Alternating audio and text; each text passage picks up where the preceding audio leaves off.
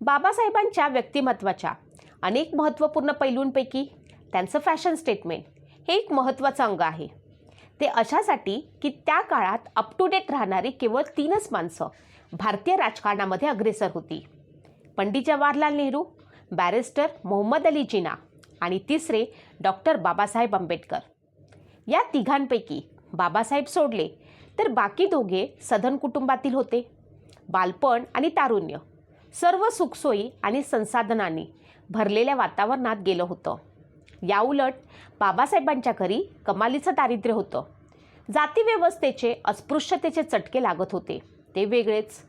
तरी वकिली व्यवसायातून कमावलेल्या संपत्तीतून त्यांनी स्वतःचं एक फॅशन स्टेटमेंट तयार केलं होतं. तसे ते स्वभावाने पूर्णतः युरोपियनच होते. पोटाला खायला मिळालं नाही तरी चालेल, पण अंगावर चांगलं कापड हवं हा त्यांचा आग्रह असे. बाबासाहेबांना सिडनहॅम कॉलेजमध्ये असताना पहिला पगार मिळाला. त्यांनी रमाईला सांगितलं, घरातल्या सर्वांना कपड्यांची मनसोक्त खरेदी करून घे. रमाईसुद्धा तशी माणसांची सोबती. बैलगाडी भरून कपड्यांची खरेदी केली. हा भाग वेगळा की त्यावेळी बाबासाहेबांना 900 रुपये पगार झाला होता. तर बाबासाहेबांकडे उच्ची सूट होते. प्रत्येक मोसमात घालता येतील अशा पद्धतीने त्यांनी कापडांची निवड सूटसाठी केली होती. प्रत्येक सूटची शिलाई वेगळ्या ढंगाने केलेली होती. प्रत्येक सूट हा 3 पीस असे. सूटच्या आत पेनासाठी वेगळा खिसा, अचानकपणे टिपणे काढल्यानंतर कागद सुरक्षित राहावा म्हणून असलेला वेगळा खिसा, अशी ठेवण असायची. त्यातल्या त्यात त्यांच्या जोधपुरी सूटची मिजाज ही भारीच असायची. पंजाबात असताना त्यांनी परिधान केलेला काळा जोधपुरी सूट हा त्यांनी आजवर परिधान केलेला सर्वात बेस्ट सूट वाटतो. आणि दुसरा सूट हा तत्कालीन राष्ट्रपती राजेंद्र प्रसाद यांच्यासोबत असताना घातलेल्या पांढऱ्या रंगाचा जोधपुरी सूट. त्यांची पॅन्ट मस्त ढगाळ, लांबीला भरपूर ॲनपोटापर्यंत ओढलेली असायची. त्यांचे वापरायचे बेल्ट हे साधे असले तरी उच्च दर्जाचे होते. त्यांना हॅट आवडत. त्यांचं एक वेगळं कलेक्शन होतं. बाबासाहेबांच्या चष्म्याची फ्रेम जास्त स्टायलिश आणि छान वाटत. तर त्यांच्या चष्म्याची फ्रेम ह्या त्यांनी अनेकदा युरोपात असताना बनवून घेतल्या होत्या. बाबासाहेबांचं कपाळ भव्य होतं. डोळे मोठे होते. कानसुद्धा मोठे होते. त्यांचे हात आणि हातांची बोटंसुद्धा साधारण लांबीपेक्षा मोठी होती. ही सारी गुणवैशिष्ट्ये बुद्धांच्या शरीरातही होती. खरे तर ही लक्षणे एका महान प्रकांड पांडित्याची असतात. त्यामुळे गोलाकार, थोडक्यात अंडाकृती फ्रेमचा चष्मा त्यांना परफेक्ट शोभायचा. बाबासाहेब शर्टवरती तसे फारच कमी असायचे. फावल्या वेळात ते लेहंगा किंवा लुंगी नेसत. त्यांचा फक्त शर्टवरचा एकमात्र फोटो आहे, तो मिलिंद कॉलेज औरंगाबादमधला. आता थोडंसं पुढे जाऊयात. बाबासाहेबांच्या खिशाला एकाच वेळेस 6 पेन असत. त्यातील कित्येक पेन महागडे असायचे. तब्बल 200 रुपयांचे पेन असायचे ते त्यावेळेस. त्यांना इंक पेन आवडायचे.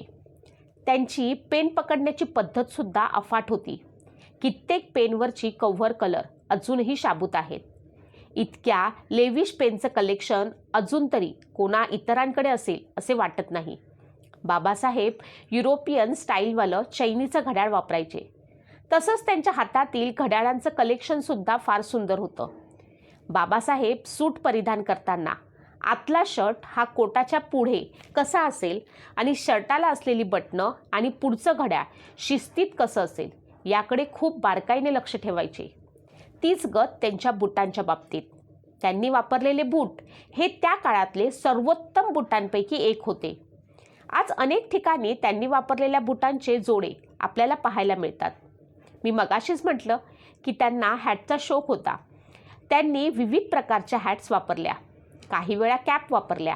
राऊंड कॅपसुद्धा घातली. तसेच काळ्या चष्म्याच्या बाबतीतही तीच गत होती. त्यांच्याकडे निरनिराळ्या रंगाच्या टाय होत्या. कोणत्या रंगाच्या सूटसोबत कोणत्या टाय असाव्यात याबाबतचा त्यांचा चॉईससुद्धा भन्नाट होता. डायबिटीसचा त्रास झाल्यानंतर त्यांनी काठीचा आधार घ्यायला सुरुवात केली. पण त्यांच्या काठीवरती नक्षीकाम आणि काठ्यांचं कलेक्शन ही तसंच स्टायलिश होतं. बाबासाहेबांनी अनेकदा भावूक होऊन सांगितलं होतं की न्हावी पैसे घेऊनसुद्धा त्यांचे केस कापत नसे. त्यांची बहीणच त्यांचे केस कापून देई.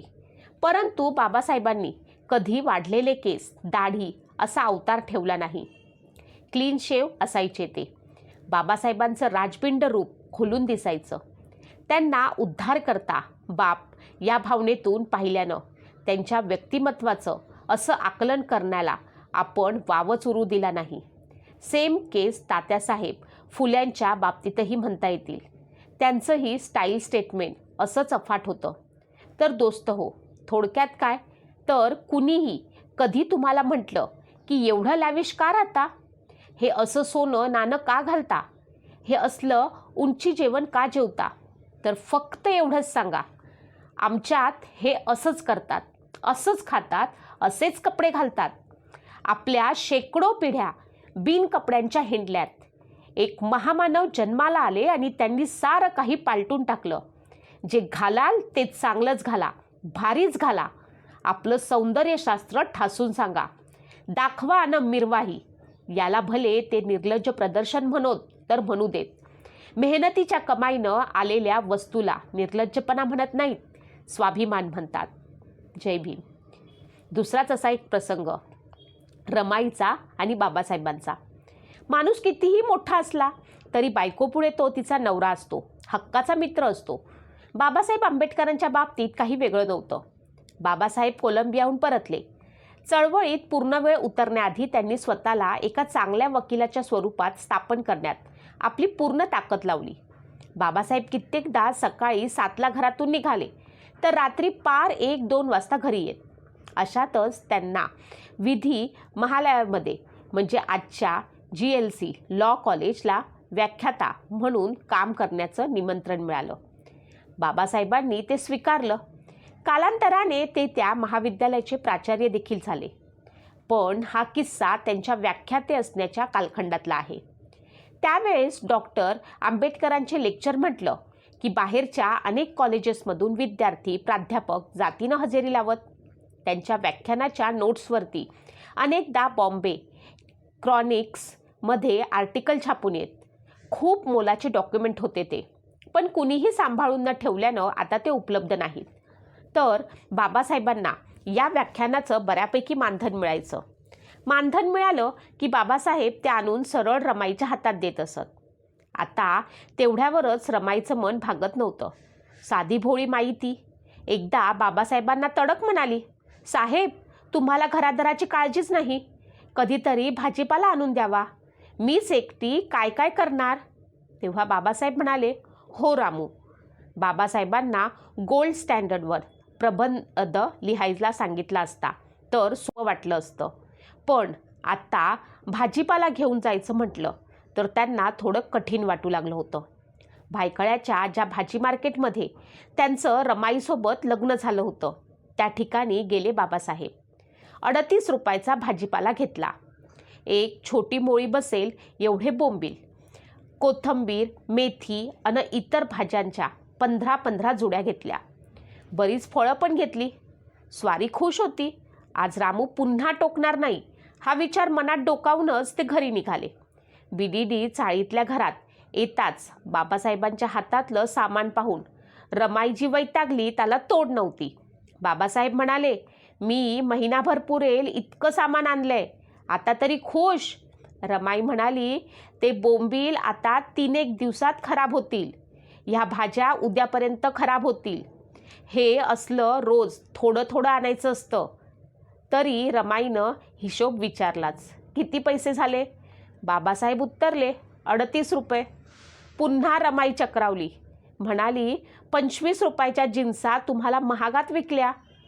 यानंतर परत बाजारहाट करायचा नाही तुम्ही. थोडा वेळ असाच गेला. बाबासाहेब स्वतः बसले रमाईसोबत. भाज्या विलग केल्या, बोंबीलही जुडीने बांधले, स्वतःपुरते ठेवले आणि बाकीचे पोयबावडीतल्या शेजाऱ्यांना वाटले. स्वतः भाजी खुडवून देणाऱ्या बाबासाहेबांना नंतर रमाईनं कधीच परत असल्या कामासाठी तगादा लावला नाही. ती मनोमन खुश होती अन बाबासाहेबही. त्या दोघांमधल्या प्रेमाचं नातं भलतंच विलक्षण होतं. आता गोष्ट आहे बाबा जेव्हा परदेशात होते तेव्हाची. बाबासाहेब शिक्षणासाठी परदेशात असतानाची गोष्ट. त्यावेळी त्यांच्याकडे पुस्तके घेण्यासाठी पैसे नसत.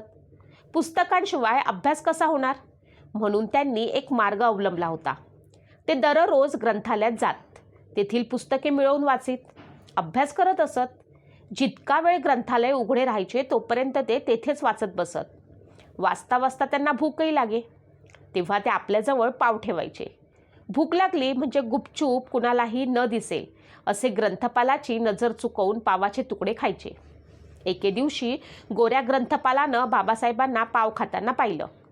ग्रंथपालाला थोडं आश्चर्य वाटलं. नंतर ग्रंथपालाने त्यांना जवळ बोलावले. ग्रंथपाल त्यांना म्हणाले, मिस्टर, हे ग्रंथालय आहे. ते समोरचे बोर्ड बघा. समोरच्या भिंतीवरचा सूचनावजा बोर्ड होता.